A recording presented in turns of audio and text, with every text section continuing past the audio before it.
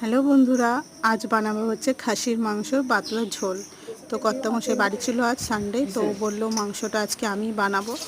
তো ঠিক আছে, তুমি বানাও। তো বানাচ্ছিল আর আমি ভিডিওটা করছিলাম।